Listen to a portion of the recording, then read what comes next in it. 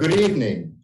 I'm Greg Wilhelm, Director of Mason Creative Writing and Vice Chair of the Board of Directors for Fall for the Book, which launches its 23rd season tonight. We're coming to you live, yes, live, from George Mason University in beautiful Fairfax, Virginia. It's so good to see you writers, so good to see you in the audience for our first face-to-face literary event in 2 years. And it's so good to be seen by so many of you tuning in online now that virtual events will be part of Fall for the Book every year moving forward. Thanks to the Fall for the Book team, led by Festival Director Kara Oakleaf and Festival Manager Susie Rigdon. Thanks to our many sponsors, including George Mason, the City of Fairfax, and the Fairfax County Public Library, among many others. And thanks to the many supporters who donate to the nonprofit organization that produces Fall for the Book. This evening, we celebrate some of our fantastic MFA alumni with new books. Folks watching online can easily purchase our guests' books through our partner, bookshop.org, by clicking the green button at the bottom of your screen. Those of you in the audience, we have books available for sale after the event.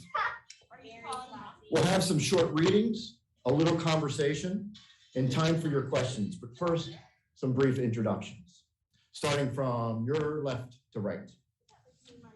Chris Davenport witnessed an unspeakable act of violence committed by villagers in Papua New Guinea, where he was stationed as a Peace Corps volunteer in the mid-1990s. His memoir, The Tin Can Crucible, asks difficult questions about the intersections of cultures and the complexity of humanity. Poet Danielle Badra's debut collection, Like We Still Speak, is an elegiac conversation between herself and the sister and father she has lost, often setting her words alongside theirs and others in polyphonic poems that can be read in multiple directions. In Tara Laskowski's novel, The Mother Next Door, good mothers never admit to murder. One endorsement warns readers to trust no one while reading The Mother Next Door, because everyone has secrets, all of them are liars, and everybody has at least one thing to lose. And I do believe the book publishes next week, so it's not even officially out yet, so you'll get your first copies tonight. See, next to Tara is poet Danika Stegeman LeMay. Her collection, Pilot, is a work of erasure that pulls its raw materials from the TV series Lost. Ultimately, it is a book about recovery and human connection. How do we save one another in a nearly consumed, increasingly isolated world? Next, we have John Copenhaver.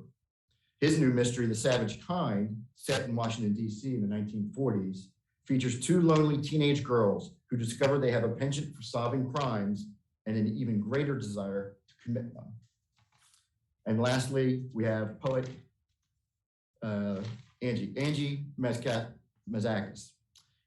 In I Was Waiting to See What You Would Do First, Angie examined scenes within scenes, sharpening focus on minute details that reveal the wonders of human perception and imagination. So I think just from the introductions alone, you can see the diversity of writing and writing interests and writing success that our MFA graduates possess. So join me in welcoming our 6 guests this evening.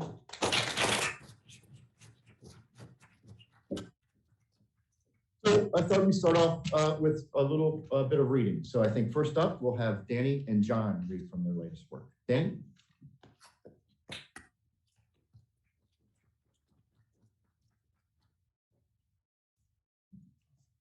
All right, well, thanks for coming out tonight. This is my first reading from this book. I just got this today. So I brought this picture with me. I've decided to bring it with me to all of my readings. It's a picture of me and my sister, who plays a big role in this book. And I'm gonna read from the opening poem titled Sister, Sister. There's 2 different sides to the poem, and this side throughout the whole book, it's just the opening poem, but it is a poem my sister wrote to me for my 23rd birthday. She passed away when I was 25. So, and the other side is my response. So, sister, sister. Sitting on sandy beach, toes dipped over fresh water's cold edge, sandal lines seen on her so tan feet, sunning herself asleep. She carries her poems like figs, shaken from the tree of knowledge or heartbreak, or picked from a window in Lebanon. Calling them figs does not describe her harvest, or her for that matter. It does not tell you how important she is to me, or everything I haven't said. She is still on the beach. She is always upshore from me, almost close enough to witness her barefoot markings falter mid-sand. I will follow her faded trail. She is still astray from safety and from land into water. It starts waist deep and drops off quick. She holds her breath. I am worried for us. The hourglass is stagnant, is sideways. I can't recall our childhood all on my own. I can't remember when we became sisters, embracing in mom's blue robe, or when she first held up my head. Sometimes I worry that the next time we meet, we will no longer know each other. She will dream in idioms that I don't understand, or she will not understand why my fire has never burned as fiercely as hers. There is always the hope that we can hold out our harvest to each other. We will see and savor everything we need to, though this would mean that I would have to pluck more than one fig a year. Photographs are not sufficient to tell her story. I know she loved me eventually, but love was after worry that I'd be better loved than her. Snapshot of two kids piled up on a paisley couch with mom euphoric. There are parts of her that I will never know, or if I did know, they would not mean what they should. She has outlived what I wish I could take away from her. What hurts most was left unresolved. There will always be this fig sitting in my stomach rot, undissolving. She is not to blame. I am not to blame too. If she can read this, she is haunting my hands, trying to talk or type in times to what she was. I am sorry if I'm wrong. It's been so long since we last laughed together. Was it February when we FaceTimed 4 years ago? It was her smile that made me cry. I would if that wouldn't take away her fire, which is something I could never do. I only hope that her harvest will not become like dead birds swollen with guilt and decomposition. I hope that it will remain like figs to her, nourishing if small and beautiful despite the heat of the sun. I hope that she will grow like the fig trees that live in her through cracks in the earth's rind. I sobbed over the color green this morning. Olive bikini at the bottom of her plastic tub of summer clothes that looked better on her than me. She always knew how to dress me, how to braid my hair like I braid her words, like we still speak.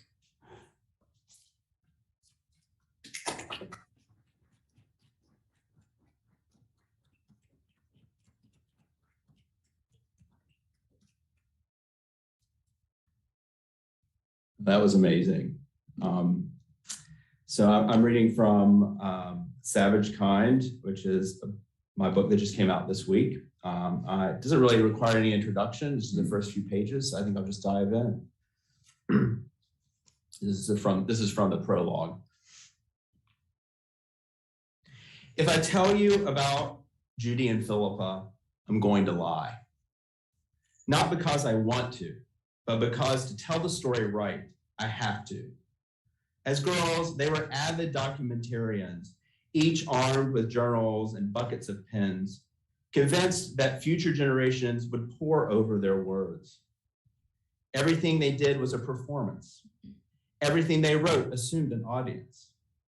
After all, autobiographers are self-serving, aggrandizing. Memoirists embellish. It's unavoidable.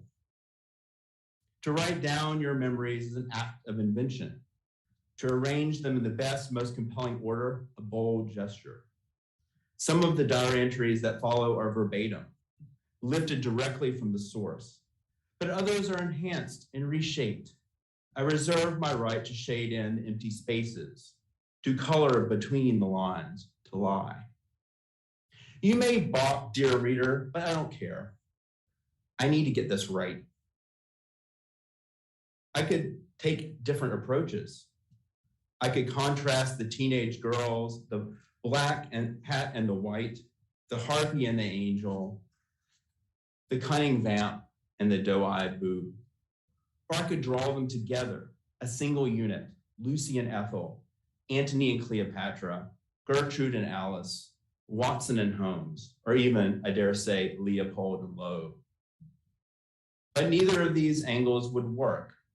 The complicated facts are inescapable. These girls are both separate and together, both unified and distinct. They solved mysteries together, and yes, they killed together, but many times they followed their own paths and even crossed one another. Things are never that simple, never that black or white, that good or evil, that true or false. I'm not writing this to assign blame or ask forgiveness or to tie it up in a bow for posterity. It's not that kind of book. After all, an act of violence committed by one may have originated in the heart of the other. That's to say, this is a story about sisters. And like many of those dusty, gruesome stories from ancient literature, here sisterhood is sealed with blood. I should know, I'm one of them. It's 1963 now, and I'm 31. A few months ago, Khrushchev and Castro and Kennedy brought us to the brink of apocalypse. There's nothing like flirting with nuclear war to churn up mortal thoughts, to urge you to comb over the past and reconnect with old friends. With that in mind, I hope these pages reach my partner in crime, my only true friend, and nudge her out of hiding. I hope she reads this and knows that I understand her, that I love her, and that more than anything, I want to see her again. It's time. By now, I'm sure you're wondering who I am, which girl, which woman. I should say the harpy or the angel, Leopold or Loeb. Whose story is this? Well, I'm not telling, not yet. I hear you cry, don't be so manipulative. But this story is all about manipulations. So why, dear reader, would I spare you? Sink into it, don't worry. You'll know everything before it's over, I promise. Thanks.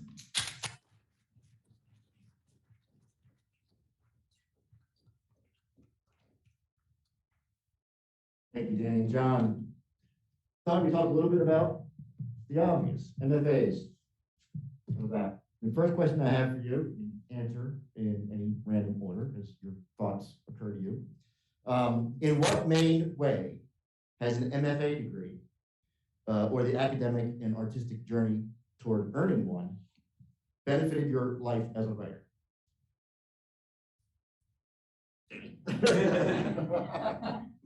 I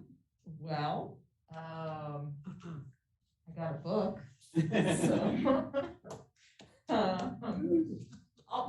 So kind of a random way that I ended up being a management analyst for Fairfax County government. And I find that this journey actually brought me there too. Like, it gave me poetry, but it also gave me a steady job working for the government.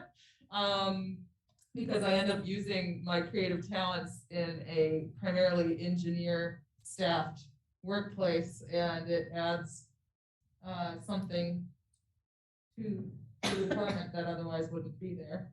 So, yeah.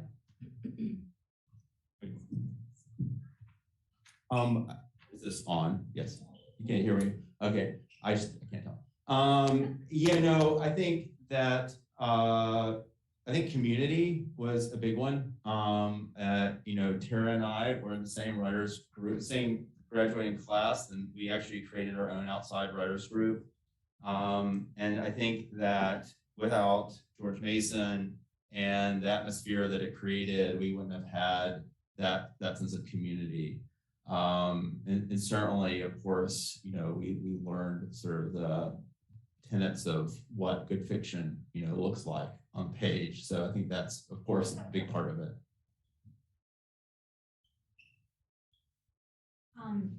Is that good? Yeah.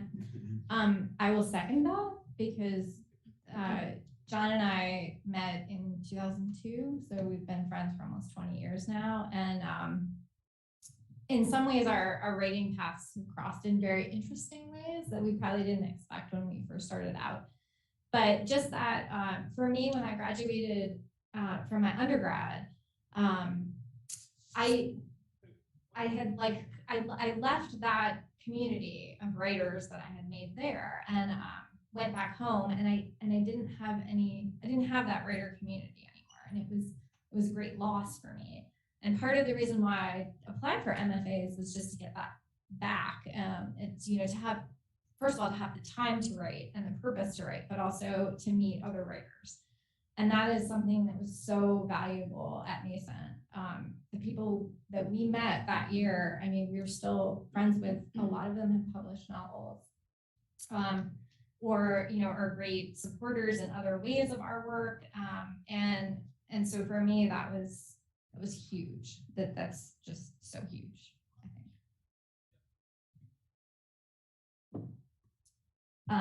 I can jump off of that too and say, in addition to the community of peers that I found in the MFA program, I thought the faculty were also wonderful about introducing us to other writers who came to do visiting writers workshops or came for Fall for the Book or came to read for other events. It was wonderful to get to meet some of those writers at like mixers afterwards, or we go out to dinner sometimes. And the writing community really is a community. And it was great to sort of like learn that and become familiar with it and start to feel like a part of it. Another thing that I felt benefited me from the MFA was just learning all of the different kinds of writing that there are and the different kinds of exercises that we did. For example, I've been writing collage and erasure poetry probably since I was 17, but didn't realize it was a thing that other people did. And so it was really, I started this book, like the very first poem in this book I read at my reading when we had our graduation reading. And now I have a whole book out of it. And I wouldn't have thought I could write a book of erasure poems if people would want to read it before the MFA. So it was really useful to me. I would agree with that. I think that by the nature of what we're doing here in this program, the themes that we're writing about and the way that we are communicating these themes is inherently very, very personal. So you kind of go through this journey with the other people in the program. You get to know each other very, very well, and you are beside them as they're sharing this very intense part of themselves. And so the sense of support that is developed within that community and the things that you learn about each other, from each other, and the way that you sort of try to reflect that into what you're doing and try and apply what you're seeing in them to your own process and what you're creating here, I think is something that was really, really important and really valuable for me, and something that I have taken with me in the years since I was in the program. So I'm very appreciative of that. I would say also the community, the people who I met at George Mason are still my closest friends. I've been in their weddings or to their weddings. I just saw Danika a couple months ago in Indiana. They're still the people I go to when something tragic happens, and the people I really love, and I know they love me too. So it was much like, it went further beyond just class and poetry, but also just what I learned from peers' poets or poems. When I came here, I was a pretty exclusively narrative poet. And then I saw my peers writing stuff that wasn't being written or that I hadn't, I resisted it at first. I thought, no, poetry can only be like this one way. But then I found so much beauty and power in those poems, and it changed the way I wrote and changed what I read. I was introduced to a lot of the poets I still love and return to because of my peers and because of our professors. Eric Hankey specifically would write specific poets on our poems that, you know, you should read this person or you should send to this journal. And it was all, it all contributed tremendously to who I became as a poet and what I ended up writing. Thank you. It's a great response. Sometimes the outside world doesn't fully understand that, you know, we're it's an arts program. The arts program in the workshop is our studio space, one of our many studio spaces. So to I think Chris's point, and that's where you are perhaps experimental as an artist, and certainly vulnerable as a human being. So you can see under those conditions how intense friendships can develop and lifelong friendships. So definitely community is a big factor in that. So let's hear from some more authors. I think this time Tara and Danika will read. So Tara.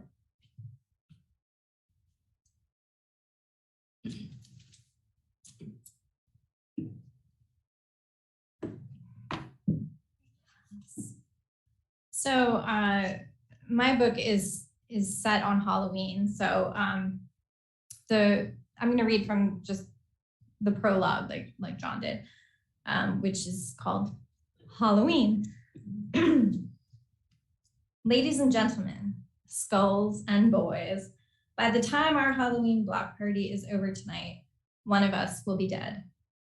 And I don't mean dead as in dull or dead as in zombified. I mean dead as in gone, dead as in expired, killed, murdered.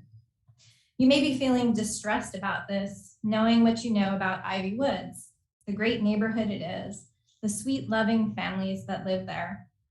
How could such a tragedy happen in such a wonderful place?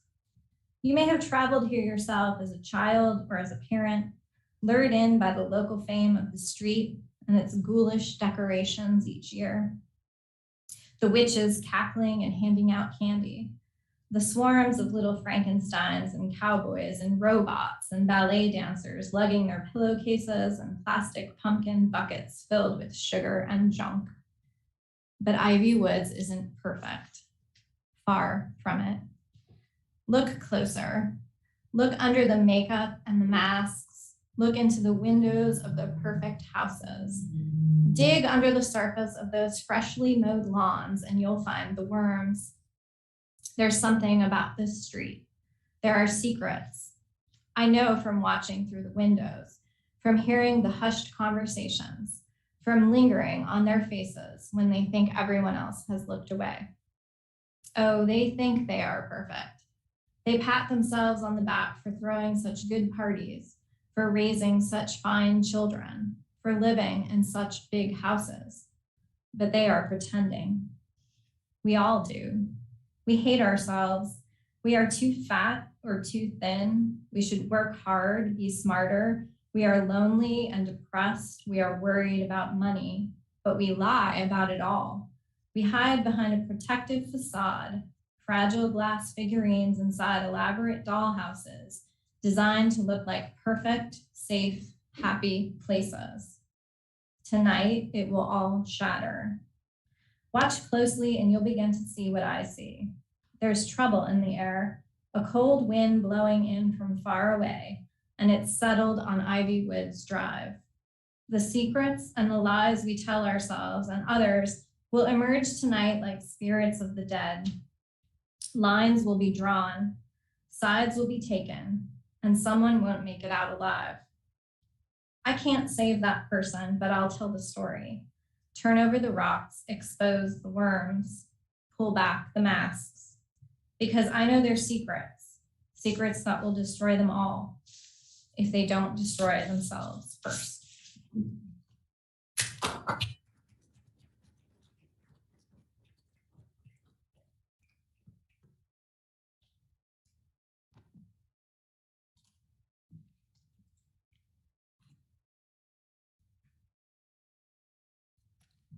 Thanks so much for being here, and thanks to everyone watching online.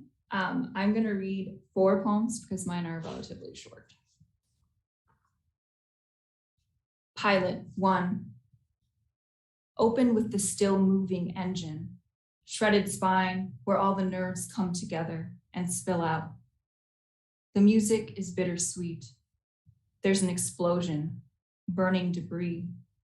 You sort of fall on me. I start giving you mouth to mouth. I don't even know your name, pilot. The camera pans forward for a close-up. Bodies, B-O-D-I-E-S. Metal sound comes from the jungle. It doesn't sound like an animal, that monster sound. There's blood all over the plane. We see something familiar inside.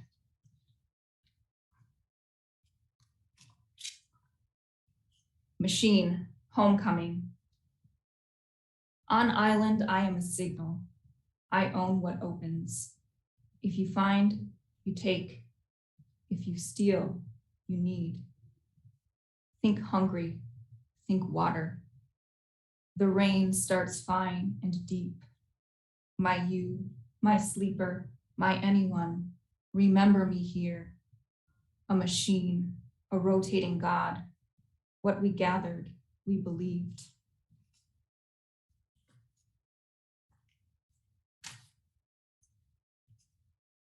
Interlude, machine 2.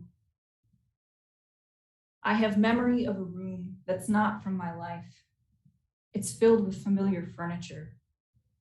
The people there are fully realized, but empty, like they've got straw where their organs should be. We move around. We put things inside our bodies to try to fix them. What I need is an autopilot to bear the agency. What I need is an other to lift the words out from under my skin. Here, take this from me. I can't stop if you don't take it. I'm not a machine. I'm not all I could be. Arc of glistening metal, deliver me. Shelter me in the mathematics of your wings. The 23rd Psalm, unraveling. We continue shakily, carving things we need to remember into the island. For confession to mean something, you must have a penitent heart. We knock the ground, breathe halfway out. Suddenly it opens and we hear the monster sounds. Inside the smoke are flashes of light, images. The plane on fire, a parachute in the trees.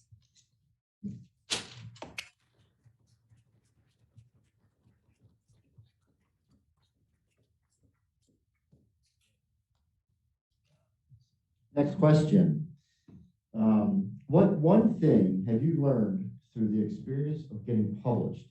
Would you go back and tell, or maybe warn, or somehow prepare your MFA student self?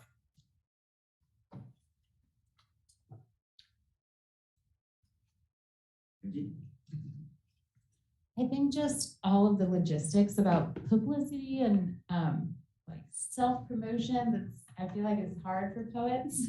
I would maybe, I don't know if it would have helped back in the 2000s because everything is, evolved so much since then online or, on the internet. But I guess I would say you're going to have to care about that at least a little bit because especially poetry presses can only do so much and yeah, so maybe I know there's actually a book about like publishing a poetry collection and all the sort of things that you should do by Janine Hall Gailey. And so I would have told myself to read that earlier than later.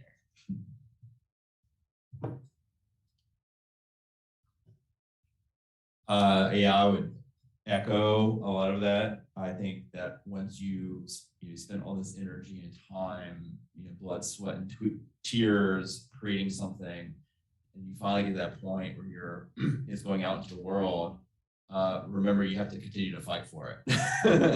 The fight isn't over in some ways, it's just a continuation. It's just a different kind of fight. But I think that that's true. I mean, you have to really be passionate about it, not just what you're producing, but also that people get to read it get to connect with it.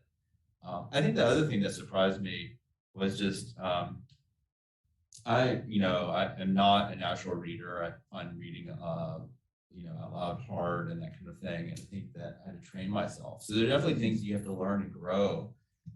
There's reasons why you're at an MFA that are there's some natural talents there that you have, but then there are other things you have to grow and muscles you have to develop. And that's kind of connected to a lot of that.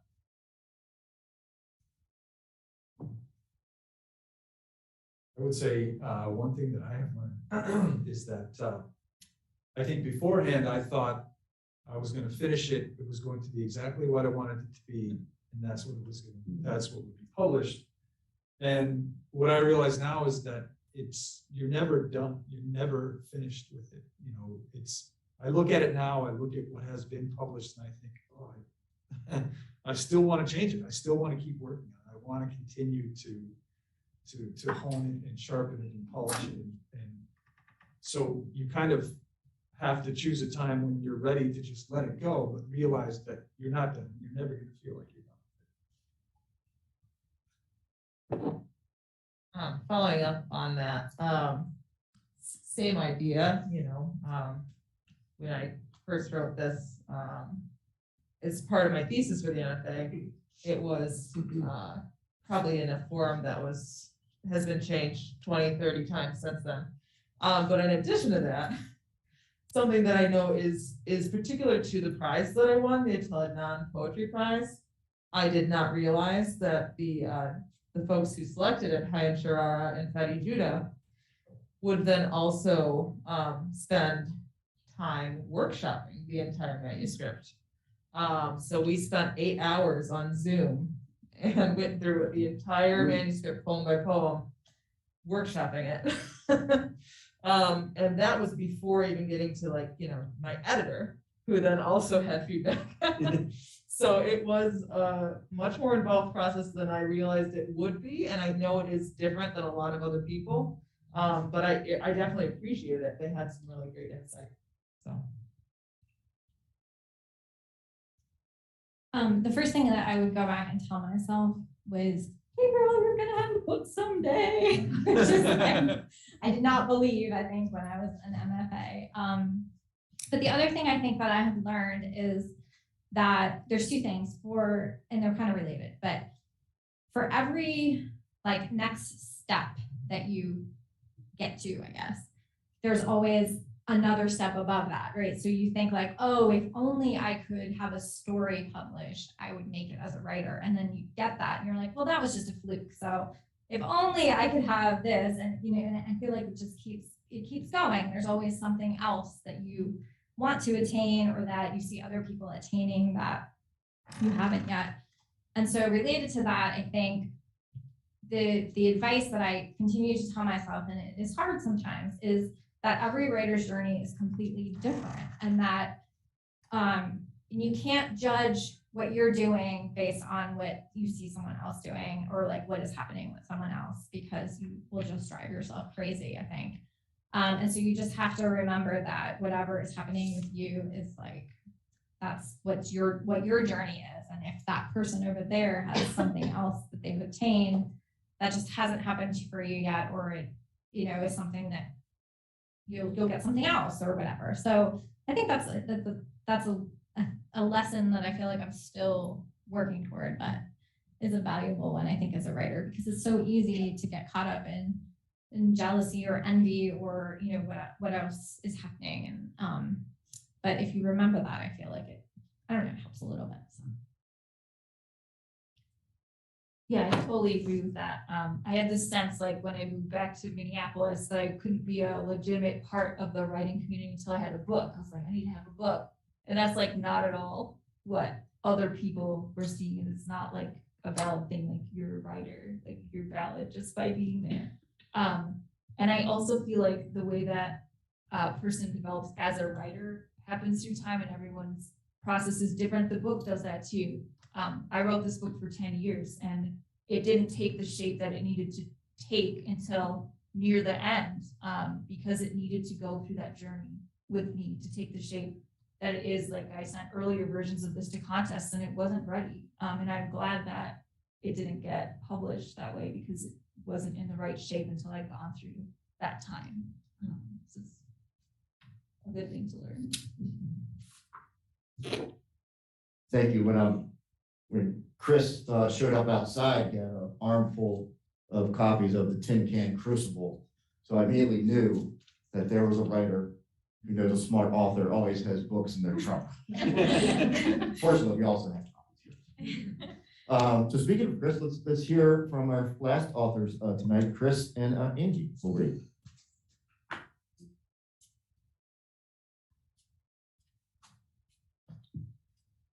So as you heard, the book that I wrote is about my time living with a family of subsistence farmers in Papua New Guinea. And during my time there, I grew very close with the family that I was living with, and they took very good care of me. After I'd been there for a while, an old man in the village died. And the people in Papua New Guinea in the highlands don't have a traditional belief in death by natural causes. And so they believed that he had been killed by witchcraft. They raided a neighboring village, and in the end, there was a woman who was murdered for the death of the old man. After that happened, I continued to go back to the village, and it was always a sort of a bewildering, confusing experience for me going back there to see these people who I had become so close to and who were so kind and generous with me, who had done this really horrific thing. So the passage that I'm going to read is one day I got on a bus. I was going back up into the mountains to my village, and the bus was full of nuns. And so it's just sort of my experience with the nuns on the bus. I settled beside the driver and stared through the window, its cracked pane rattling in its frame as the engine wheezed and the bus picked up speed. The suspension was bugger up, and we bounced and jarred along the pocked dirt road that accessed the Highlands Highway. As we made our way, a voice behind me began speaking smoothly and steadily, the tone almost conversational, but also undeniably lyrical. I couldn't make out her words over the growling of the bus, and she spoke in a talk place different from the one spoken in my village. Still, I felt something inherently soothing in her cadence and tone, and I allowed the sound to caress the recesses of my consciousness. Then one of the others added her voice to the first, complimenting rather than interrupting, the rhythms and tones overlapping and blending. It was only then that I realized they weren't talking. They were singing. When they finished the first phrase, they left the gap filled by the labored stutter of the diesel engine straining for a higher gear. Then the women began again, and this time the others joined them. Their song was neither joyful nor sad. Instead, it seemed to describe an ambiguous emotion unlike anything I could have recognized before coming to this place. Benign, unassuming, and gentle, but hinting at some distant darkness, not confronting it, just acknowledging it. As the voices came together as one, their tone perfectly complemented the notes of the song, as if they were made by nature to be united, and what resulted was an exquisite sense of gentle melancholy, a perfect composite of love, loss, living, breathing, flying, and falling, a dizzying amalgam of all that made up what it is to be. And my heart stirred like a child's, and the flesh on my arms rose because I had never in my life heard anything so beautiful. I turned to find each of the nuns staring out of a window or at her hands clasped in her lap as the bus lurched along the road in its buggered suspension, causing the covered heads to bob and loll like human metronomes. All the while, their part in the song seemed almost incidental, as if they had just happened to be singing, but were really more concerned with the obsidian shadows of the rainforest passing their mud-smeared windows or with the stitching of the seat back in front of them. Despite the distracted way they sang, there was a poignancy and resplendence to the blending of their voices. It was instinctual, reflexive, and they seemed no more aware of it than they were of their own breathing. They sang with the same lack of self-consciousness as Francis' children, but for these women, this was not a performance. I doubt it occurred to them that someone might be listening, and had they known I was, they might have stopped. So I turned again to face the road before us because the last thing in the world I wanted was for them to stop. I suppose in some way I took their song as a eulogy for Ahad. He might even have appreciated the irony of it, after all his resistance to the machinery of Christianity. But the song could just as easily have been for the accused woman, victimized by the misguided rage of my village. Or maybe they didn't sing as nuns at all, but simply as Highland women, the only other people who could empathize with her fate. The trace of melancholy in their song perfectly fit my own nagging sense of loss and sadness. I'd been consumed by the guilt of what had happened, and I felt resentful of the other volunteers and townspeople who laughed and carried on as if they didn't have a care in the world. I found in the palliative refrain of the nun's song that someone did care, and they, like me, recognized this darkness. They feared it too, and together they sought some way through it. In that moment, we weren't alone. I know there is a place in the realm of comprehension where the value of words is not enough. Some things have no designation in human diction, regardless of the intricacy of the language or the eloquence of the speaker. Likewise, I have no faith in religion or superstition. Music is the closest thing to magic I believe in. In those instances where there are no words, there is music. And on that day, in a battered bus, lugging a sack of rice, a few cans of fish, and a bottle of kerosene, wondering where the next few days and weeks would lead, the efficacy of words abandoned me, replaced by the poignant lyricism and pure magic of a dozen nuns whose careless singing more accurately approximated my own emotion than any words ever could.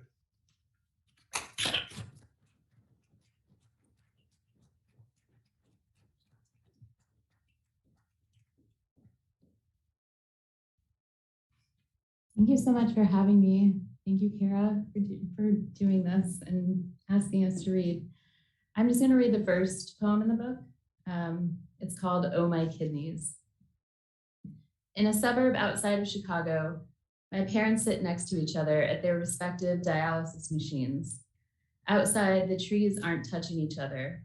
My mom says she never feels her blood leaving her body or entering after it's dialyzed. If only we could feel what didn't work inside us as it moves out of us, our illusions, misperceptions, the heartlessness within the heart. In the 80s, my grandma would sit on our sofa and watch on the news, bombs falling on Beirut, missiles landing in her neighborhood. Oh my kidneys, she'd say, because that's what she heard when people here said, oh my goodness.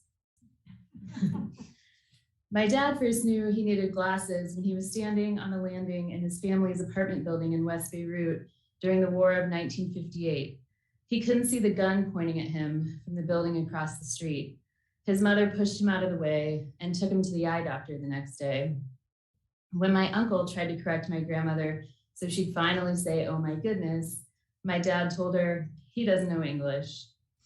His nephrologist keeps telling him to stop skipping dialysis. Your kidneys are shit, was the latest diagnosis from an ER doctor. They've bottomed out. Oh my kidneys, says my dad. My brother asked my dad if he can take the standing globe my dad has had for so long that it still says Palestine on it. He says, take it. I buy a globe that lights up at a thrift store and offer it to my dad. He holds up his hand and says, no, I'm tired of the world. I lied. My parents each go to different dialysis centers in different suburbs of Chicago, but whenever I picture them, they're together, or I want to picture them together, they finally have something in common. What are the chances? The last year that my mom could still walk on her own, could still drive her own car, I was on the phone with her. She was lost in one of the suburbs near Chicago. She was supposed to see houses, but instead she saw water and trees. I went the wrong way, she said, and the wrong way is beautiful. I put the last piece of the memoir cake in my dad's mouth, but he says he can't taste the same way anymore. He can't taste the orange blossom water. I can taste it, he says, but it's way far away, like we're still walking toward it.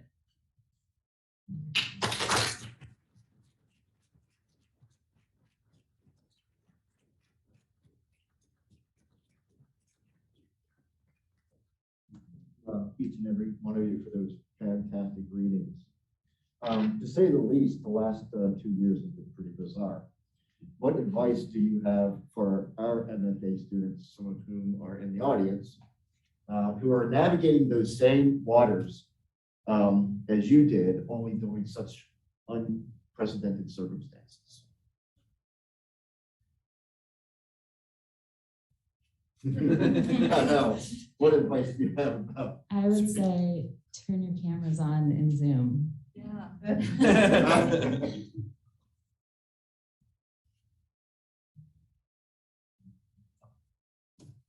I think I would say community is more important than ever, right? Which is sort of, I think we are finding new ways to build community. I think we have been through social media, and there's some advantages to what we've learned recently.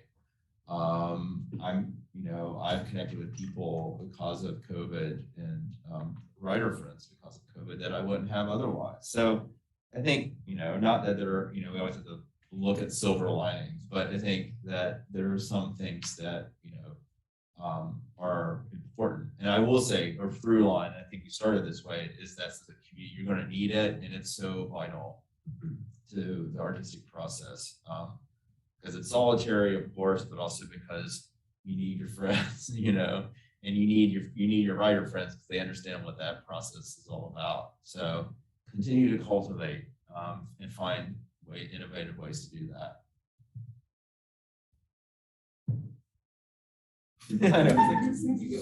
I was to say, I totally agree. I made 3 totally new, really good writer friends just on the internet this year.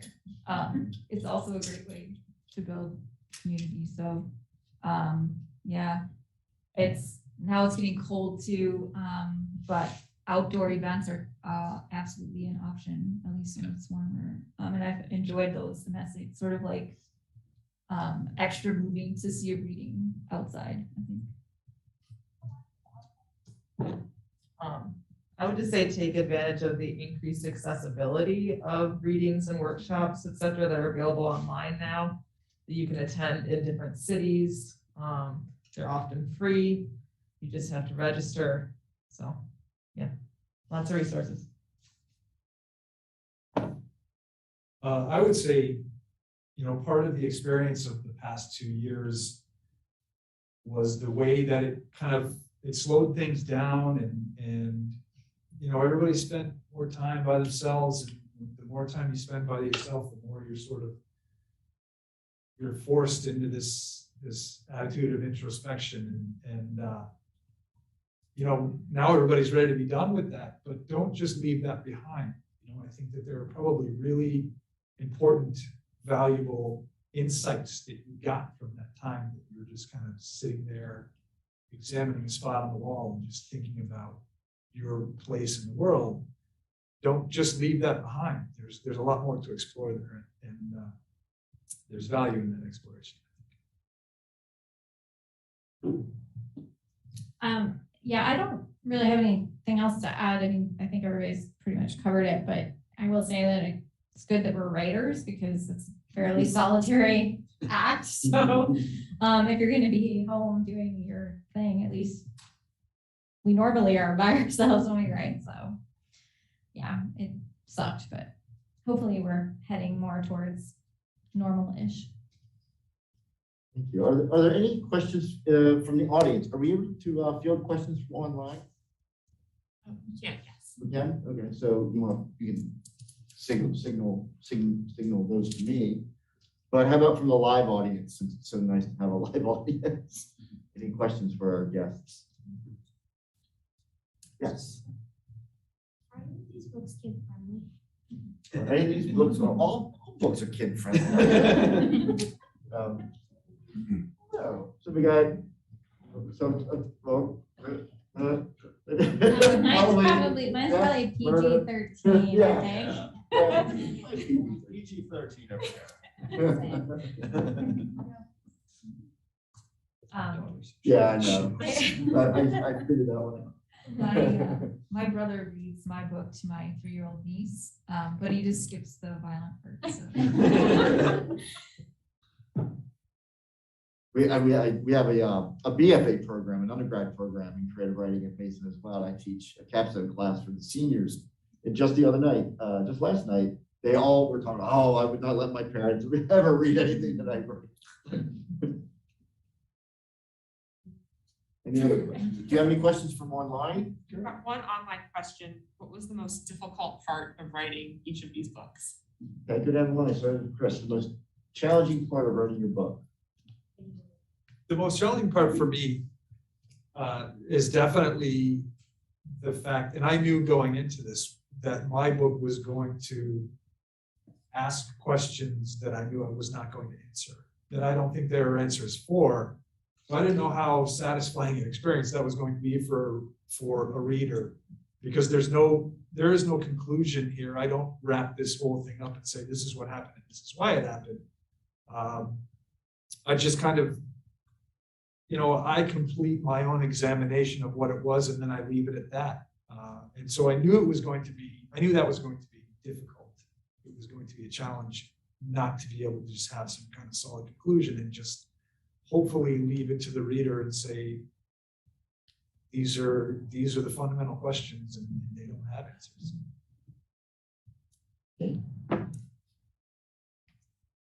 Well, I guess I had two difficult parts in the journey. One was just continuing to submit, writing poetry. You kind of just have to keep submitting your manuscript to contests or, wherever you can find an opening. You gotta keep going. I submitted to the Intelligent Prize 4 or 5 times before winning it. So yeah, just keep going. And then the second hardest part was that my father died about a month after I won this. And a month after, not even a month, a couple weeks after his funeral is when I had that 8-hour Zoom session with Ryan and Fatty. And honestly, it was just like, am I actually going to be able to get this done in time in the midst of the grief, So that was definitely challenging as well. Yeah, that's really hard. For me, I wrote this book. Well, this was my second novel. My first novel I wrote on my own time. No one wanted it. I was just working on it. I sold my second book on proposal, so I hadn't written a word of it. I had just outlined it, and it was the first time that I had written to a deadline. And it was exciting because, at the end of that, someone wants it, hopefully. But it was also terrifying to me because I have high anxiety. And so for me, deadlines are like, so I was very hyper about the deadline. And so I wrote the draft fairly quickly, thinking if I wrote it quickly, I would have all these months to revise it. And since I had sold the book on an outline, I felt like I had to really stick to that outline because that's what they wanted, right? That's what they had bought essentially. And so I ignored a few cues along the way that were like, oh, maybe this isn't working quite right, thinking like, oh, I have plenty of time. I can edit it. I can finish it. So I had written the draft in about 5 months. And then I ended up throwing the entire thing away. So it was 70,000 words. And it didn't work. And, when I had talked to my editor and my agent about it, we all agreed it just wasn't working. And so I started from scratch after that, and then had 5 months to write a draft. And then COVID hit. So that was like in April, I think, of 2020 that I started over again. So my son was home full time and I was home full time and everyone was, a mess. So I do not recommend any of this. But I learned a lot about writing and deadlines and just the idea of like sticking with it and just, every day checking in and working on it. And this is a much better book than my original draft. So even though I wanted to like throw myself out the window for a while there, like I'm glad that my editor and my agent were all very supportive about this and that they were able to tell me this and push me to do better, I guess. So I was happy to have that team behind me, but oh man, it was a rough journey. My answer is similar to Tara's, but with way fewer words. So the book is almost done, and I was sending out like to my final readers just to like get feedback, and there were like 3 or 4 poems that were consistently coming back as like this part doesn't work, or like they just weren't up to snuff, and then I had to go back. It was so hard when I had the book almost done and I had my mind like had been focusing on it for so long to see it clearly and to rewrite those parts that were just not working took like a long time. And it was like painstaking work, but I'm glad I changed it. It's way better, like, yeah, but I find that the most difficult, like that last set of revisions. So I wrote a version of The Savage Kind before I published my first book. And I got feedback from my agent, like 20 pages, beautifully crafted feedback on all of the problems that were with the book. And I mean, that's a kindness, by the way, that I have an agent that will do that for me. And I didn't really know what to do. And then I sold my first book, Dodging and Burning. And I went back to this book and I kind of approached it from a whole different psychological standpoint. But that whole process of writing something and then, going back into it and rethinking it really it's emotionally difficult. It's also labor intensive. You have to reimagine something. You sometimes you have to throw everything out. It's just that's a hard thing to go through. It's a kind of grief process, but it's necessary, and so that's what you feel stronger after. I think one of the hardest parts was waiting, just in two ways. One, like Danika was saying in her answer to an earlier question, that I sent the book out before it was ready. I didn't love it, but I felt like I have to have a book, so I'm just gonna send it out. And then when I felt like it was ready, it was a finalist in several contests, but I was like, is it always gonna be a finalist? What if it's a finalist forever? And it just never, so there was that waiting. And then also COVID. My book came out in March of 2020. And I saw people on Twitter and on social media saying like, oh, I feel so bad for people whose books are coming out right now. And I was like, I don't care. I have a book and that's all I care about. I don't care about anything else. But then I did start to care because readings were getting canceled and, I just kind of felt like it wasn't getting noticed. And the same thing with Danielle, like my parents died really close together, like within 3 months of each other. And it was shortly after the book came out. And I didn't really feel like doing even the online readings and that sort of thing. So yeah, all of those things were difficult, but of course, I love that the book is in the world and yeah.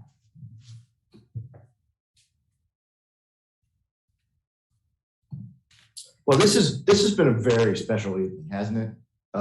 Each of our writers talked about community and a reading and being in community together to share literary art is a big part of that community.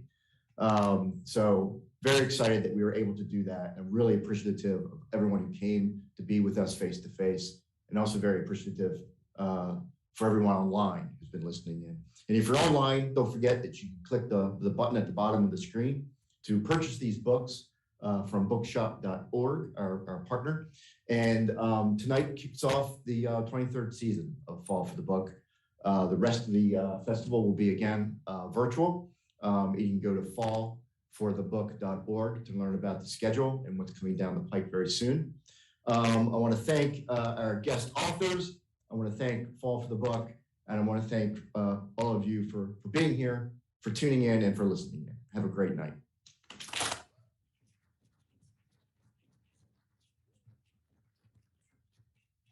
Recording stopped.